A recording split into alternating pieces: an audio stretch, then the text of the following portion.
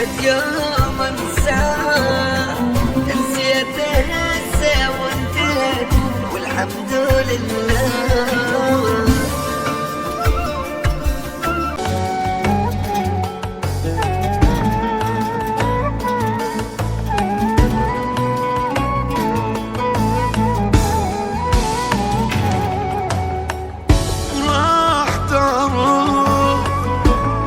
سؤالي عنك يخاف ومن أبرر لك الموقف ومن أقول هو يا سيف يعني ساعتها حبيبي ما تحبك.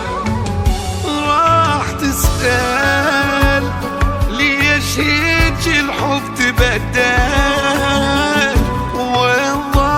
الحب الأول وانا اقول لك هاي تحصل. هو بالواقع حبيبي ما تحبك واقوم الامر بالجمل منا ومنا بس حتى القى لي سبب يشغلني وياه.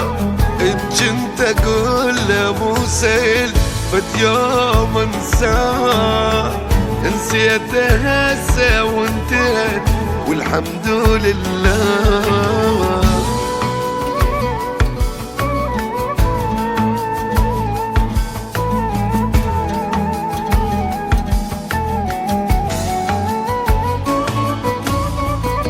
راح تفهم من ابين ولا مهتم ومن احس بقربك بهام ولما كل شوية ندم يعني معناها حبيبي ما تحبك.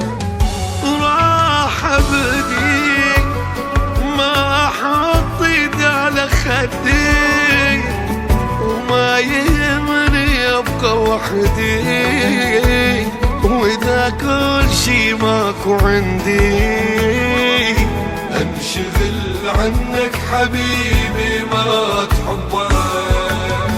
خجلان منك واعترف ما اريد اجرحك واحاول استر موقفي قدامك اضحك.